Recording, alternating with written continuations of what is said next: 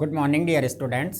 मैं आपका मेंटर प्राज्ञ शर्मा स्वागत करता हूं कोही इंटरनेशनल स्कूल के ऑनलाइन प्लेटफॉर्म पर।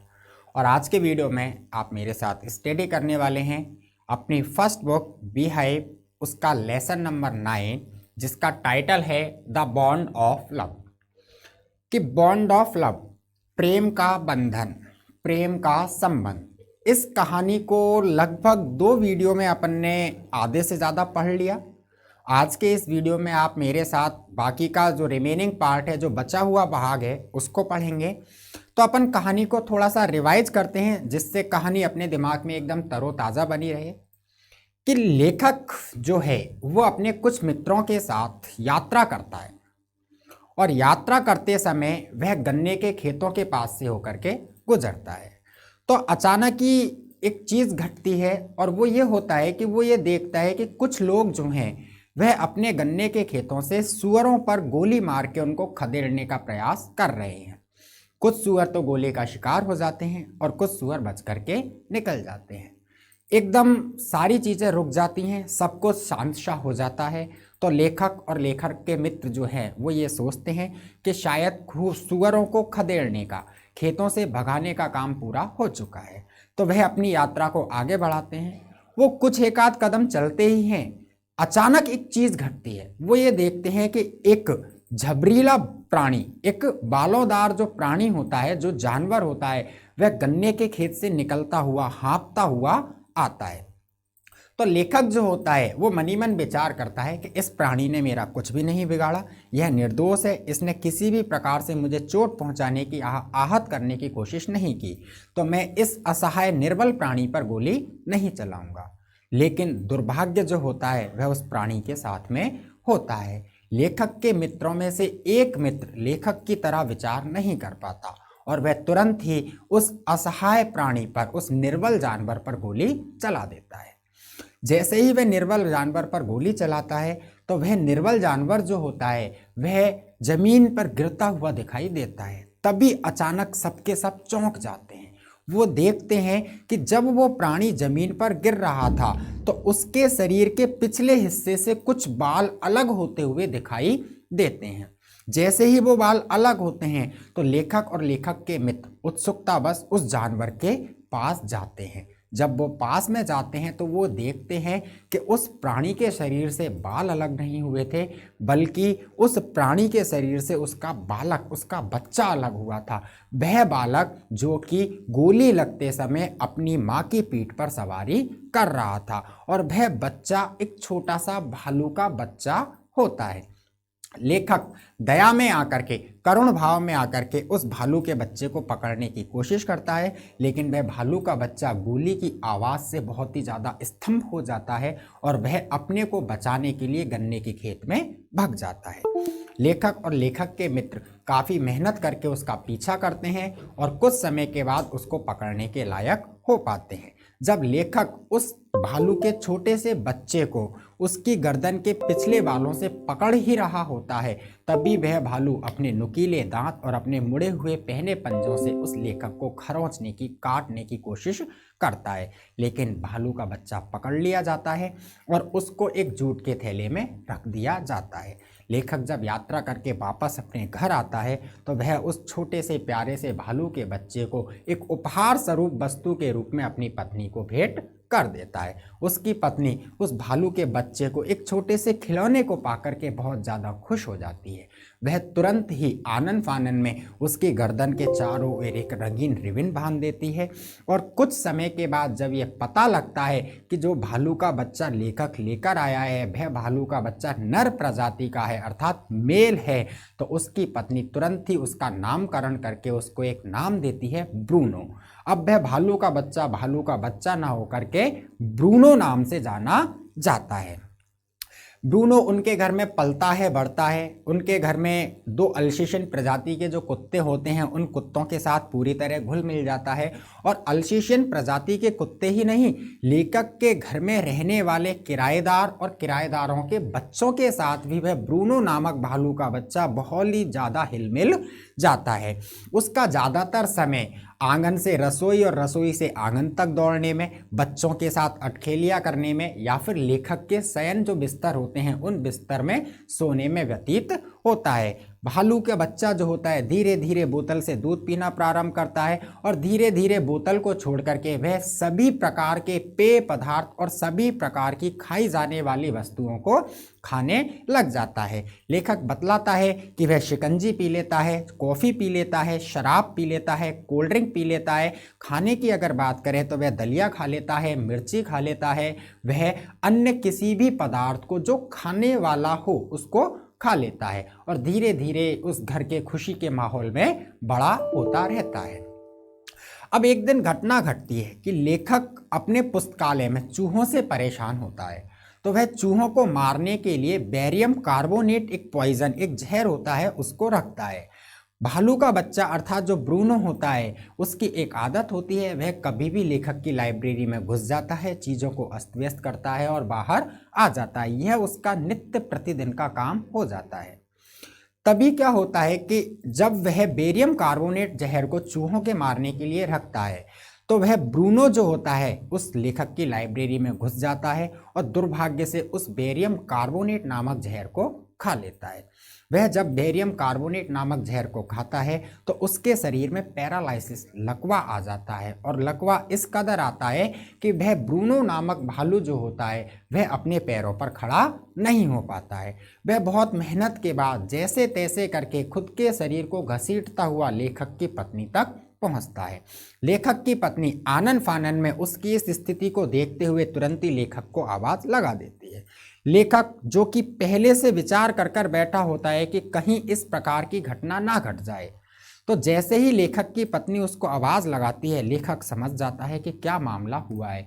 वह तुरंत ही अपनी गाड़ी की ओर दौड़ता है और गाड़ी में बैठ करके एक वेटनरी डॉक्टर, पशु चिकित्सक के घर पर पहुंच जाता है। पशु चिकित्सक के घर पर पहुंचकर लेखक बहुत ही जल्दबाजी में आनन फानन में बात करता है और कहता है टेम बियर, पालतू भालू है, barium carbonate poison, barium carbonate नामक जहर खाया है, ट्रीटमेंट, क्या इलाज किया जाए। तो वेटनरी का डॉक्टर बहुत ही शीघ्रता से अपनी चिकित्सा की किताबों को निकालता है और चिकित्सा की किताब में जो अनुक्रमणिका होती है, जो विषय सूची होती है, उस विषय सूची के संदर्भ को पढ़ने लगता है और पढ़ते पढ़ते वह उस लेखक से कहता है कि श्रीमान आपने कौन सा जहर बताया, बेरियम कार्बोनेट, हाँ ठीक है, लक्षण पैरालाइसिस आ जाता है, ट्रीटमेंट इंजेक्शन देना पड़ेगा। तो वह लेखक से कहता है कि आप 1 मिनट इंतज़ार कीजिए, मैं अपनी इंजेक्शन और दवाइयाँ लेता हूँ और आपके साथ आपके घर पर उस भालू के बच्चे को बचाने के लिए चलता हूँ। वह अपनी इंजेक्शन और दवाइयाँ लेकर के लेखक की गाड़ी में बैठ कर के लेखक के घर आता है और घर आने के बाद सभी व्यक्तियों से कहता है कि इस भालू के बच्चे को थोड़ा कसकर मजबूती से पकड़ लो, मैं इसको दवाई दूंगा। अब 10 सीसी एंटीडोट, 10 सीसी प्रतिरोधक जहर मारक, विष मारक जो दवा होती है वह बिना किसी बूंद को व्यर्थ किए हुए उस भालू के शरीर में प्रवेश करा दी जाती है। लेकिन 10 मिनट गुजर जाते हैं, भालू की हालत में कोई सुधार नहीं होता, उसकी स्थिति पहले की तरह ही बनी हुई होती है। तो डॉक्टर एक बार फिर से 10 सीसी का एक और इंजेक्शन उस भालू के शरीर में लगा देता है। उसका यह असर होता है कि लगभग 30 मिनट के बाद, आधा घंटे के बाद वह भालू का बच्चा अर्थात ब्रूनो अपने पैरों पर खड़ा हो जाता है। परिवार में लेखक, लेखक की पत्नी, लेखक के किराएदारों के मन में बहुत ही ज़्यादा खुशी उत्पन्न होती है। लेकिन तभी वो देखते हैं कि जैसे ही वह भालू का बच्चा अपने पैरों पर खड़ा होता है तो खड़ा होने के तुरंत बाद वह खाने लग जाता है और खाते हुए लेखक और लेखक की पत्नी की ओर इस भाव में, इस मुद्रा में देखता है जैसे तो वह उनका मजाक उड़ा रहा हो, जैसे तो वो ये कहना चाह रहा हो कि मेरे जैसे मजबूत हष्ट पुष्ट शरीर के भालू के लिए बेरियम कार्बोनेट क्या चीज़ है, मेरे ऊपर तो बेरियम कार्बोनेट का कोई असर हो ही नहीं सकता। इस प्रकार से परिहास मुद्रा में वह लगातार खाता रहता है। तभी लेखक फिर एक और वाकया सुनाता है कि एक दूसरा मौका और होता है, भालू के साथ एक और इंसिडेंट घटती है कि लेखक अपनी स्टुडवेकर नाम की जो पुरानी गाड़ी होती है उस पुरानी गाड़ी में से इंजन ऑयल को दीमक मारने के लिए बचाकर सुरक्षित रखता है।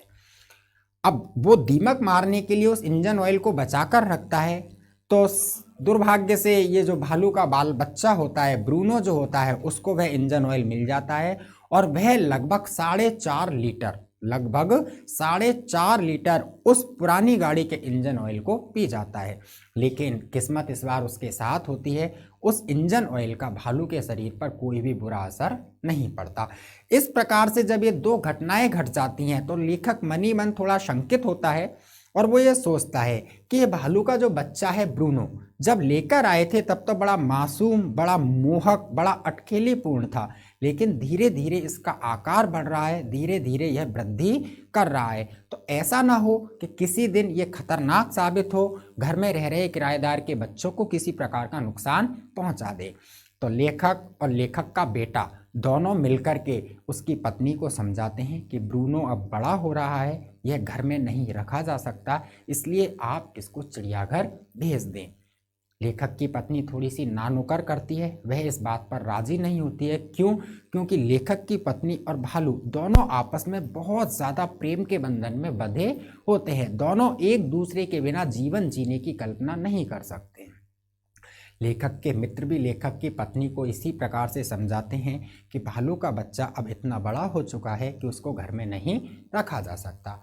तो कुछ दिन इस प्रकार से समझाने का भाव जो है वह लगातार चलता रहता है और अंततः एक दिन लेखक के मित्र, लेखक और लेखक का बेटा अपने प्रयास में सफल हो जाते हैं। अर्थात लेखक की पत्नी उस भालू के बच्चे को घर से दूर एक चिड़ियाघर में भेजने के लिए तैयार हो जाती है। तो देर हो, अर्थात लेखक की पत्नी अपने विचारों में परिवर्तन लेकर आए, अपना निर्णय बदले, इससे पहले ही लेखक चिड़ियाघर के एक अधीक्षक को चिट्ठी लिखता है और उससे पूछता है कि क्या आप अपने चिड़ियाघर के संग्रह में एक भालू रखना चाहते हो। तो चिड़ियाघर का अधीक्षक सकारात्मक में उत्तर देता है और कहता है हाँ, हम एक भालू को पाकर के बहुत ज़्यादा खुश होंगे। और इस प्रकार से वह एक पत्र के साथ लगभग 87 माइल 87 किलोमीटर दूर लेखक के घर पर एक गाड़ी में पिंजरा भी भेज देता है। यहाँ तक की कहानी को अपन ने पढ़ लिया था, इससे आगे की कहानी क्या है तो इसको जानने के लिए अपन चलते हैं the bond of love.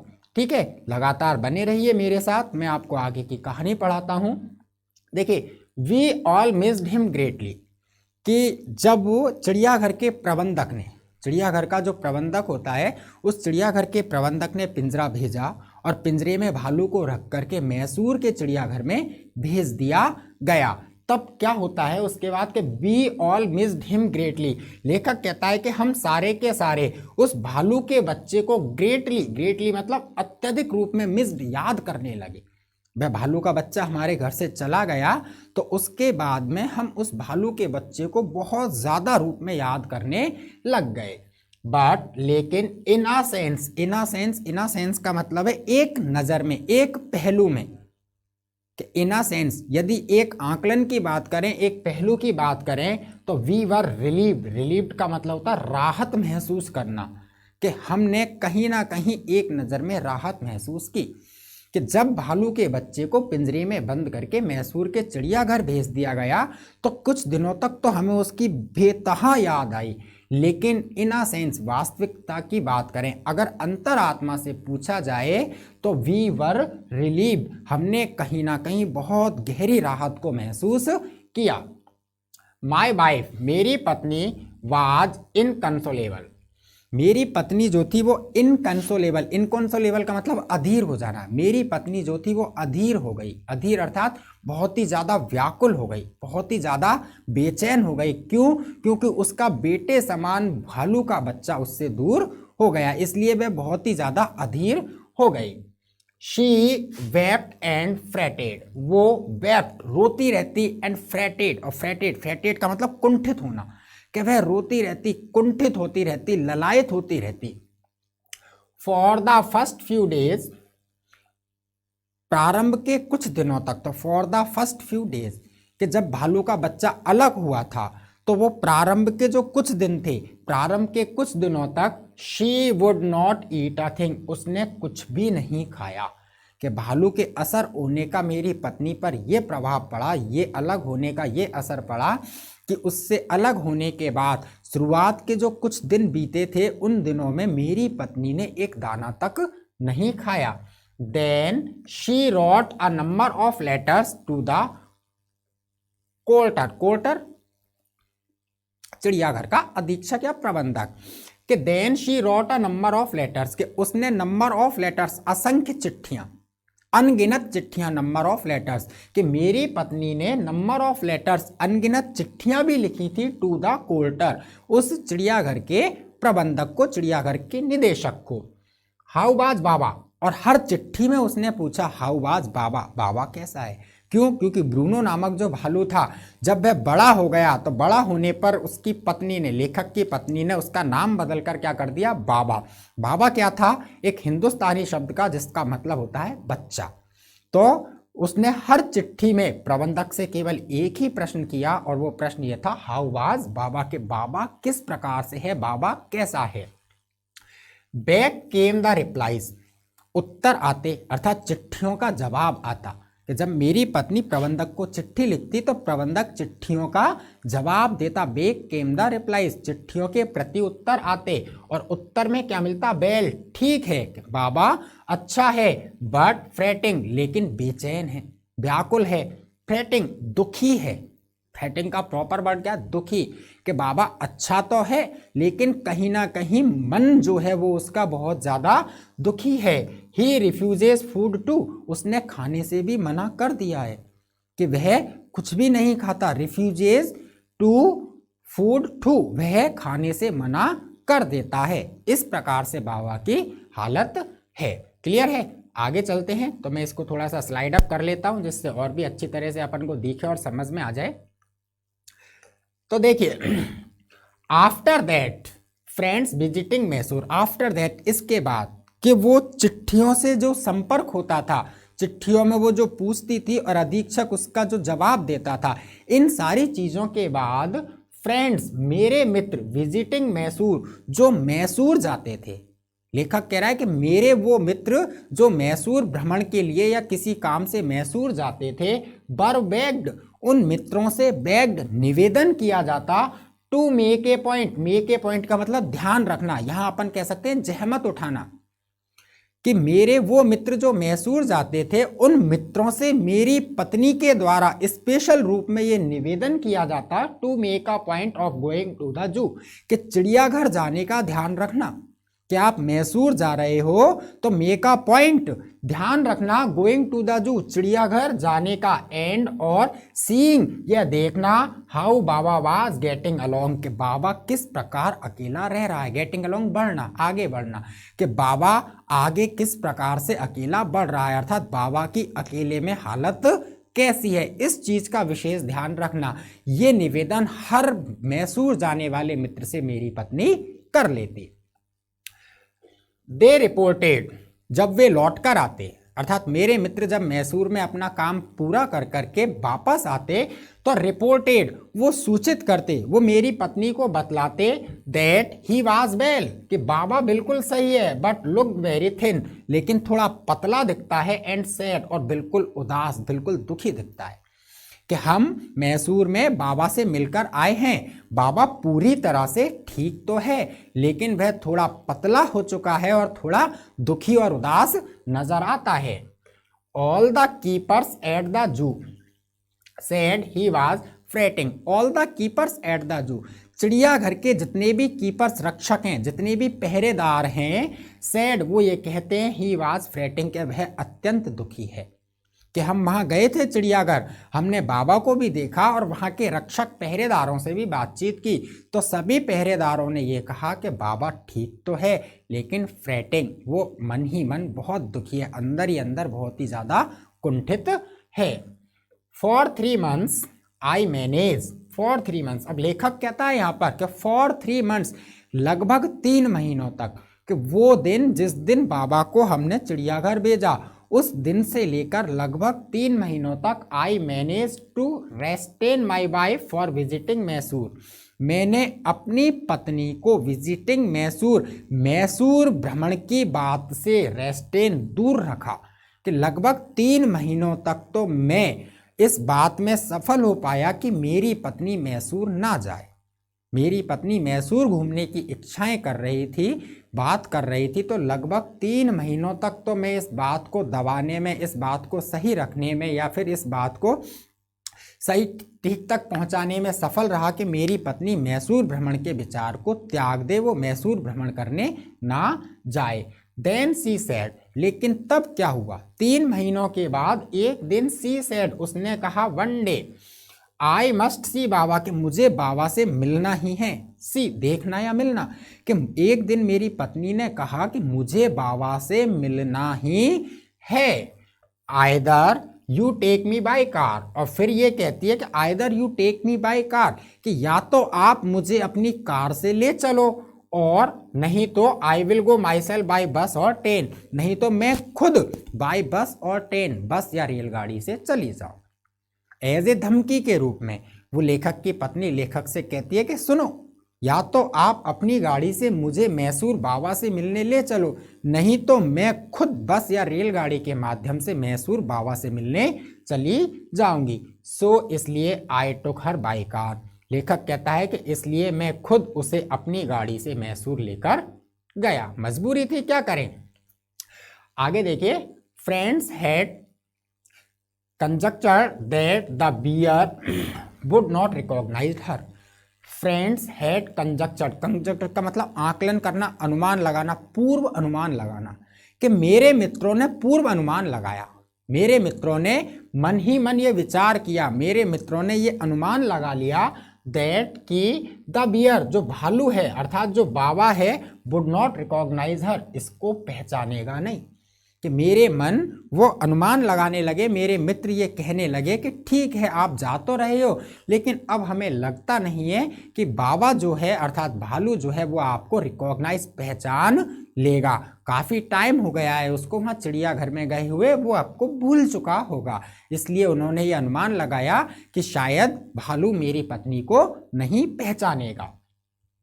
I had thought so too, मैं भी ऐसा ही सोचता था। लेखक कहता है मेरा भी विचार ऐसा ही था, मैं भी अपने मित्रों की भांति ही सोचता था कि इसके जाने का कोई फायदा नहीं है क्योंकि भालू इसको भूल चुका होगा।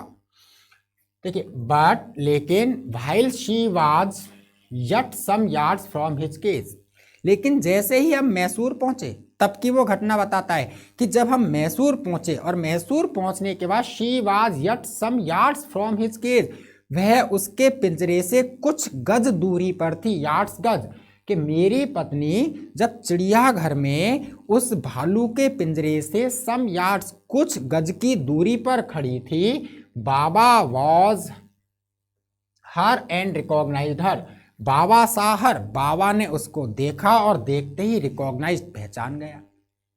कि हम तो ये सोच रहे थे कि पहचानेगा नहीं, लेकिन जब मेरी पत्नी चिड़ियाघर में बाबा के पिंजरे से कुछ गज की दूरी पर खड़ी थी, तो जैसे ही बाबा ने उसको देखा, बाबा देखते ही उसको रिकॉग्नाइज, पहचान गया। He howled with happiness, she ran up to him. He howled with happiness, howled, howled का मतलब होता है सिर के बल खड़ा हो जाना, ये स्थिति, ये सिर के हॉल्ड, वह खुशी के मारे अपने सिर के बल पर खड़ा हो गया, खुशी के मारे उसने सिर नीचा और पैर ऊपर कर लिए, इस प्रकार की खुशी की मुद्रा में खड़ा हो गया। सी रेन अप टू हर, तो मेरी पत्नी रेन अप टू हर, उस तक दौड़ी, अर्थात उसके पिंजरे तक दौड़कर पहुंची। Patted him through the bars, bars, bars का मतलब सलाखें, जो ये पिंजरे की सलाखें होती हैं ना, ये इस प्रकार से जो सरिया लगे होते हैं, सलाखें, कि पेटेड, पेटेड थपथपाना, पेटेड हिम थ्रू द बार्स, पिंजरे की सलाखों के बीच में हाथ डाल करके वह उसको थपथपाने लगी। एंड और she stood on his head in delight, और वह खुशी के मारे अपने सिर के बल खड़ा हो गया, खुशी के मारे सिर की मुद्रा पर वह खड़ा हो गया। इस प्रकार की घटनाएं घटी। आगे देखिए,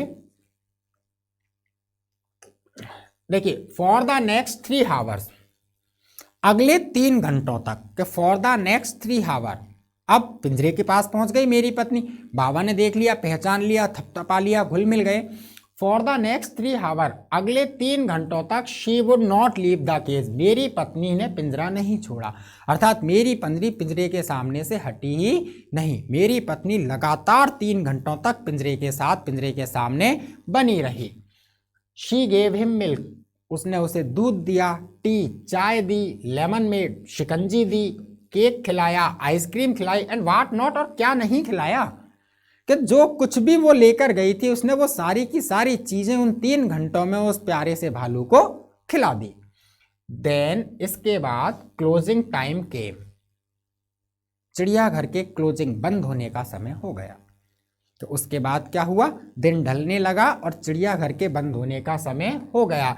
and we had to leave, और हमें वहां से जाना पड़ा, हमें चिड़ियाघर से जाना पड़ा। माई वाइफ क्राइड बिटरली, और जब हम वहां से जा रहे थे, जब हम चिड़ियाघर को छोड़कर आने लगे, माई वाइफ क्राइड बिटरली, मेरी पत्नी बिटरली, फूट फूट करके बहुत जोर जोर से रोने लगी। बाबा क्राइड बिटरली, बाबा भी फूट फूट करके, फवक फवक करके रोने लगा। इवन द हार्डेंड क्वार्टर, यहाँ तक कि हार्डेंड, वो कठोर हृदय वाला, वो मजबूत हृदय वाला क्वार्टर, वो अधीक्षक, वो प्रबंधक, एंड द कीपर्स, और जो वहां के रक्षक थे, जो चिड़ियाघर के पहरेदार थे, वो पहरेदार भी फेल्ट डेस्परेट, उन्होंने भी बहुत ज्यादा डेस्परेट, उदास महसूस किया। क्या फर्क हुआ कि जब बंद होने के समय हम वहां से आने लगे तो मेरी पत्नी फूट फूट कर रोने लगी और बाबा भी फूट फूट कर रोने लगा। और पत्नी बाबा ये ही नहीं, बल्कि वो कठोर हृदय वाला चिड़ियाघर का प्रबंधक, और यहाँ तक कि कीपर्स, जो पहरेदारी करते थे, जो जानवरों की देखभाल करते थे, वो सारे के सारे पहरेदार भी फेल्ट डिप्रेस्ड, बहुत ही ज्यादा डिप्रेस्ड, बहुत ही ज्यादा दुखी, उदास महसूस करने लग गए। एज फॉर मी, अगर मेरी बात करें, लेखक कहता है एज फॉर मी, यदि मेरी बात करें तो I had reconciled myself, I had reconciled myself, मैंने रिकंसिल्ड, ठान लेना, मना लेना, राजी कर लेना। आई हैड रिकंसिल्ड माई सेल्फ, मैंने अपने आप को राजी कर लिया था। What I knew was going to happen next, इसके लिए कि व्हाट आई न्यू, क्योंकि मैं जानता था, was going to happen next, अगले ही क्षण क्या होगा, कि अगले क्षण क्या होगा, अगले क्षण कैसी घटना घटेगी, इस बात के लिए मैंने पहले ही अपने आप को संयमित कर लिया था। क्योंकि मुझे तो मालूम था कि जब ये पत्नी मेरी बाबा से जाकर के मिलेगी और जब वापस आएगी, जुदा होगी, तो रोएगी, बिलखेगी और उसको ले जाने के लिए कहेगी। तो इस चीज़ के लिए मैंने पहले ही अपने आप को पूरी तरह से मजबूत बना लिया था। देखिए, ओ प्लीज, अरे अरे कृपया, सर, श्रीमान, सी आस्क द क्वार्टर, उसने उस अधीक्षक से, उस किससे, चिड़ियाघर के प्रबंधक से निवेदन किया, पूछा, मे I have a Baba bag, क्या मैं बाबा को वापस रख सकती हूँ। तो उसने चिड़ियाघर के प्रबंधक से यह कहा कि सर, श्रीमान, कृपया दया कीजिए और ये कहिए कि मैं चिड़ियाघर से इस बाबा को ले जा सकती हूँ, अर्थात मैं इस बाबा को दोबारा अपने पास रख सकती हूँ क्या। हेजिटेंटली, झिझक करके, संकोची प्रवृत्ति में, ही आंसर्ड, उस चिड़ियाघर के प्रबंधक ने उत्तर दिया, मैडम, कि madam, he belong to the zoo, यह चिड़ियाघर से संबंधित है, and is government property now, और अब ये सरकार की संपत्ति है। कि आपका जो बाबा नाम का भालू है, यह भालू अब बिलोंग्स टू द जू, चिड़ियाघर का हो चुका है, और चिड़ियाघर की संपत्ति is a government property now, अब सरकार की संपत्ति है। I can not give away government property, मैं सरकार की संपत्ति गिव अवे, सौंपना, आपको नहीं सौंप सकता, मैं सरकार की संपत्ति आपको नहीं दे सकता, अर्थात मैं ये भालू आपको अब नहीं दे सकता। बट, लेकिन, इफ माई बॉस, लेकिन यदि मेरा अधिकारी, मुझसे बड़ा जो अधिकारी है, वह अधिकारी द सुप्रीटेंडेंट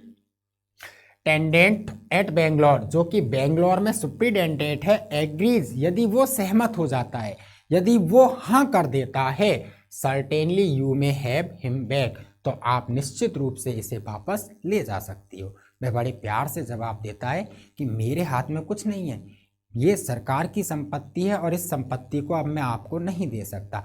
लेकिन जो कि बेंगलोर में मेरे से बड़े अधिकारी हैं, जो इस चिड़ियाघर के सुप्रिटेंडेंट हैं, यदि एग्रीज, वो सहमत हो जाते हैं, वो राजी हो जाते हैं, तो you may have him back, आप इसे वापस ले जा सकती हो। ठीक है, आज के लिए इतना ही काफ़ी है। इससे आगे की कहानी को अपन अगले वीडियो में बनेंगे, तो आप लगातार वीडियोस देखते रहें। ऐसा ना हो कि आप वीडियो ना देखें। तब तक के लिए stay healthy and stay safe.